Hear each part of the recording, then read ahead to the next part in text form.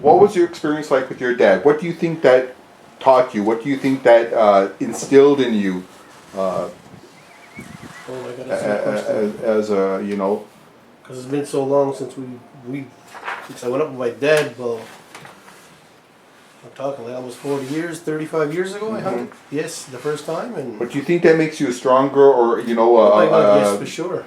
Yes, he taught me lots. Taught me how to hunt the animal, how to call, cleaning, which is a big thing. If you don't clean your moose properly, it's not going to taste right.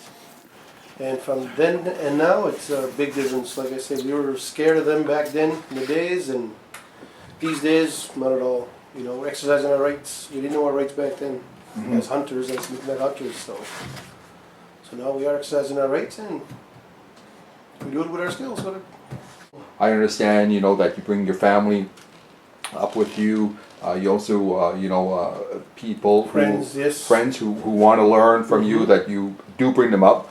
So, what is it that you want to make sure that you teach them, or what is it lasting, that you want to make sure that after, if you don't always go up the woods with them, what do you want to let them know or teach them? I want to teach them not to be afraid of passing our restricted boundaries, so-called restricted boundaries.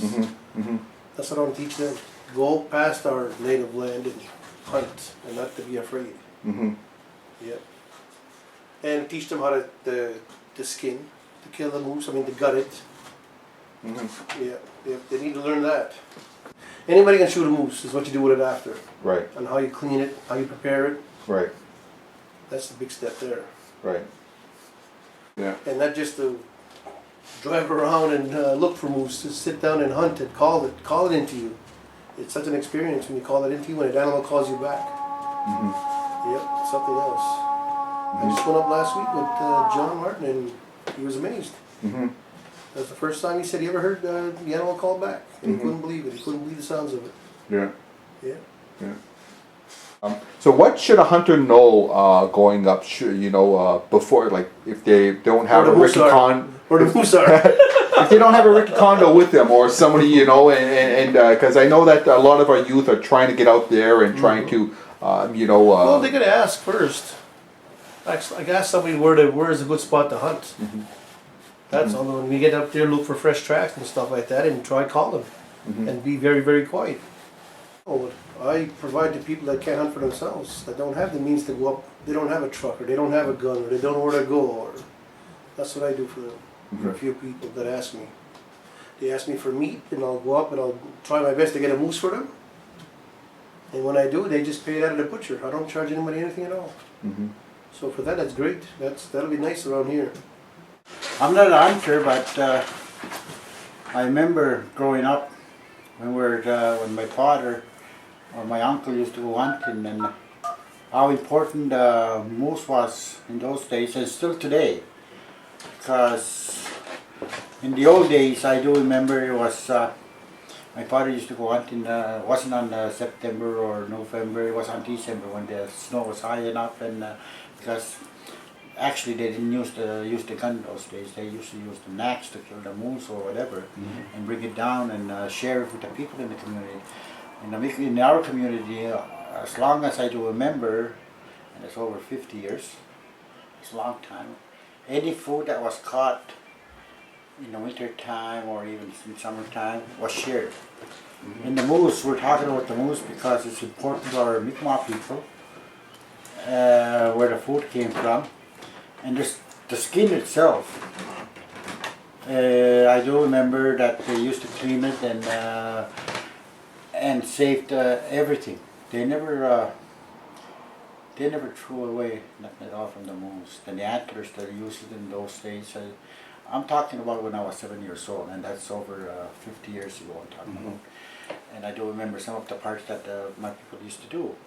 And it's and even the hide was tanned and was used to in winter time for like a blanket in our homes, because we lived in a big house, and with all the children, and that's how we got warm.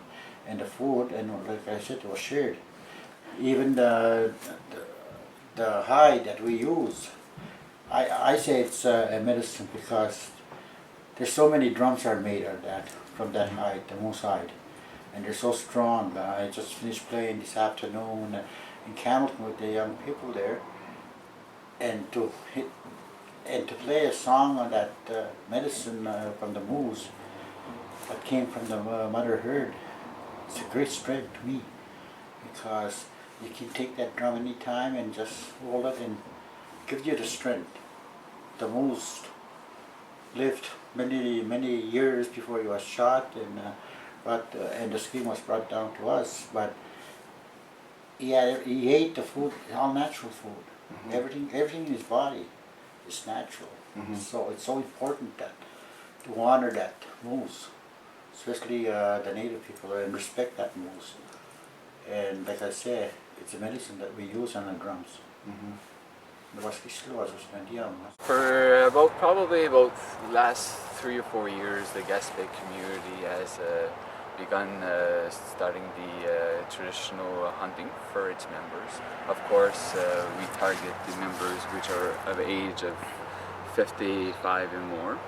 Myself, I never hunted moose before, except for the last 3 years for the community itself.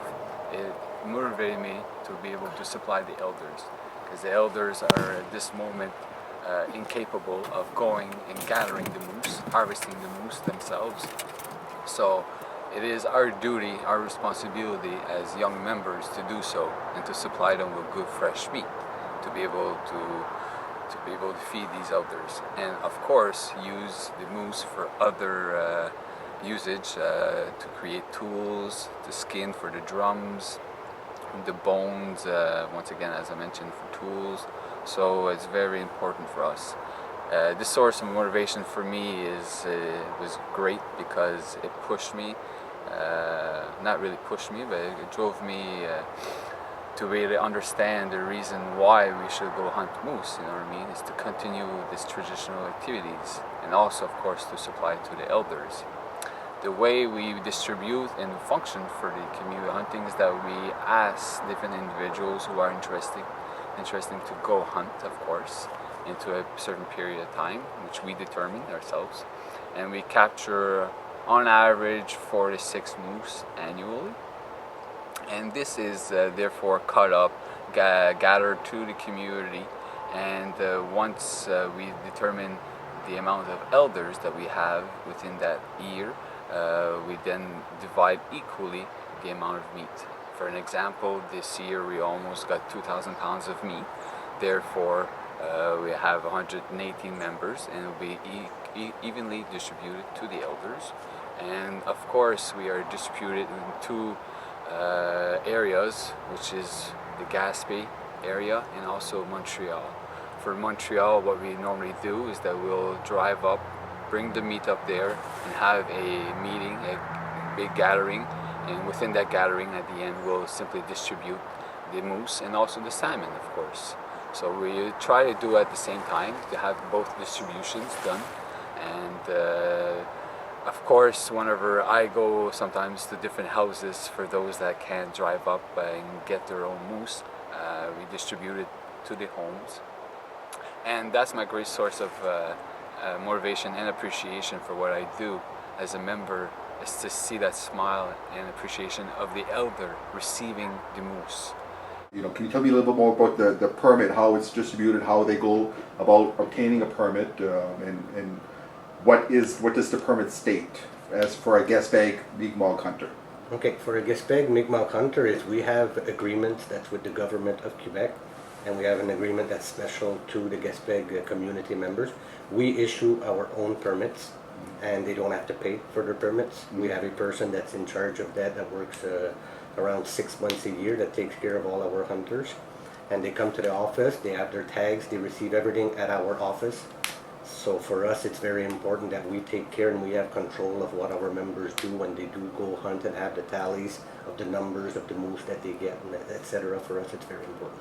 Okay, so how many permits do you guys are allowed to issue? Is it 50, 100, 200? And how many people, how many Gespeg members come forward as a Mi'gmawei hunter asking for the permits? Right now we have between 80 and 90 people that we issue hunter permits to.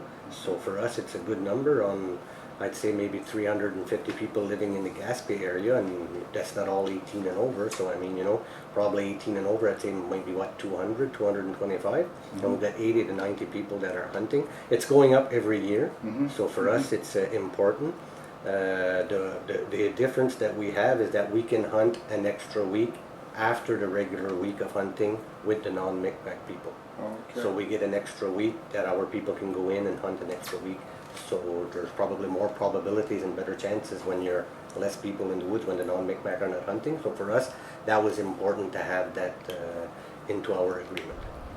Where would you, as a chief today, like to see, you know, how the moose hunting, you know, how it develops, or how things will, you know, look for a moose hunter or for the community of Gespeg, or for the Mi'gmawei in Gespe'gewa'gi in, say, 20, 25, 30 years from now? Well, for me, my vision in 20 years from now, hopefully before 20 years, but you know, we have to speak sometimes in future generations, and we're talking 1-2 generations. For me, what would be important is that, like our agreement that we have with Quebec is restrained to the Zone 1 that we call, which is Port Daniel and the Gaspe area. Okay. But for me, as a Mi'kmaq person, and our traditional people and our ancestors used to do back then, is for me, all of the Gespe'gewa'gi territory, the Mi'kmaq should be able to hunt all over the Gespe'gewa'gi territory, but with respect to each community and being able to have the permission from chief and council when you do go in their area. That would be very important, because you know, it is limited to their area. We each have our specific areas, but for me, we should be able to hunt on all our traditional territory, which is all the Gespe'gewa'gi. So for me, that would be something that I would like to see probably in even 10 years, I'd say probably down the road. That would be something that's very important to our people. Hello, my name is Troy Jerome. I'm the Executive Director and Listuguj with the Mi'gmawei Mawiomi Secretariat. We're producing a video here today to introduce the subject about moose and moose harvesting, and a Mi'gmawei law about moose. The Mi'gmawei have been joined together under a political accord since 2000 with our three communities of Listuguj, Gesgapegiag, and Gespeg. And right now we've entered into one of the third stages of the comprehensive claim process, the framework agreement. So we started off with the first agreement, the NI, then we went to the framework agreement, all after we have put forward a claim to the Government of Canada. So the statement of claim was deposited, and one of the things that the Mi'gmawei were talking about early in 2000 was self-government, and you know, having a rightful place in the territory of Gespe'gewa'gi. So we're going to use the subject of moose harvesting and the subject of creating a moose law as one of the first points about having the Mi'gmawei start imagining their government, self-governance. How are they going to be able to put themselves on the land? So we know there's many subjects we have to talk about. You know, there's a myriad of subjects going from you know, the simplest self-government things right down to the Constitution. But we thought we would come to the community and start talking about moose harvesting. Moose harvesting is something that the three communities do. All three communities harvest moose. They do it in a, you know, similar fashion. Some are doing it you know, more community-based, others are doing it more individually based. So how do we go forward and create a law that has something that could be reflective of over all three communities? That's one thing that we need to learn from you. So we will be asking the community members, such as yourself, and to come out, spend some time with the Mi'gmawei Mawiomi in different consultation sessions, different information sessions. We're going to use tools like surveys. We'll be using social media to try to get information from you and also feed information to you. So what we're trying to do is actually have a loop of information going back and forth. So to learn from you what are the things that we expect to see in moose harvesting, and then from there put them into some kind of guidelines. So we'll maybe have, you know, 6 or 8 guidelines, feed that back to the communities, and the communities tell us, you know what, this makes sense or that doesn't make sense. One of the reasons also what we're trying to do this, we want to make sure that over the next you know, 5-6 generations that Mi'gmawei people are still out there harvesting moose, but we're still doing it under, you know, in the Mi'gmawei way, under the Mi'gmawei fashions, using our traditions. I know a simple tradition that most people talk about is give thanks. So when we're going to go into the forest, what we do is we make an offering of tobacco, you know, and we have that sacred relationship with the moose. So the moose gives himself to us, so that we can feed our families, and we give something back in terms of tobacco. So how do we make sure that those kind of traditions stay alive? We want to do that through this engagement process with the communities. We want to also, one thing that we need to see more people in the forest harvesting moose. So right now we have a number of people. Let's say there's 30 people out there. Well, how do we get to 60, 90, and 120 people out in the territory harvesting moose? Another thing is that we want to have people more confident about their ability to go into forest and harvest moose. Right now, some people are saying, well, you know what, the provincial wardens are out there, and sometimes, you know, they look at us or harass us. We want to make sure people are confident that they have that right to go and harvest moose. And by putting these laws, putting this law in place, putting these guidelines in paper, presenting them to the government to say, if a Mi'gmaq is out there harvesting moose, he's doing so under our law, and they are protected by the Mi'gmaq government. And to try to have a reconciliation process with the government of Quebec and with our people. So it's really important to get you out there, to hear from you about how you see moose harvesting. It's really important that you're involved with us. We haven't started drafting any of the guidelines. It's not up to us to do that. We want to hear from the communities about how to do this. We have looked at the Nova Scotia process. The Nova Scotia Mi'gmaq have put something forward. One of the things that they suggested to us is after we have these guidelines, we put them in place, but we have a 1-year kind of trial period so the communities can try them out and tell us, you know what, this particular guideline doesn't work, or it should be changed to reflect really what the Mi'gmaq are doing. So that's how we're going to try to do it. Maybe we'll come to the community and ask you, should there be a 1-year trial period, these kind of things. So come to some of these sessions. We'll be announcing them on our Facebook. We'll be putting things in mailboxes. Of course, on our website is always a good way to get information from us, www.migmawei.ca. So moose harvesting, moose law, how do Mi'gmaq go out there and really respect the moose. And that's one thing that we wanted to learn through this process. We want to make sure that, of course, we have rights, but with rights comes these responsibilities. How do we make sure that our responsibility is kept in a good, sacred manner, and that we are always out there to respect the moose? So on behalf of the Mi'gmawei Mawiomi Secretariat, on behalf of the leadership, I thank you, and I look forward to seeing you in our communities in the near future. And we will be there. It's about sharing information. So that's all we're trying to do now. Get a good communication loop going. You come and see us, I'm coming to see you, and building that moose law together. Wilalio.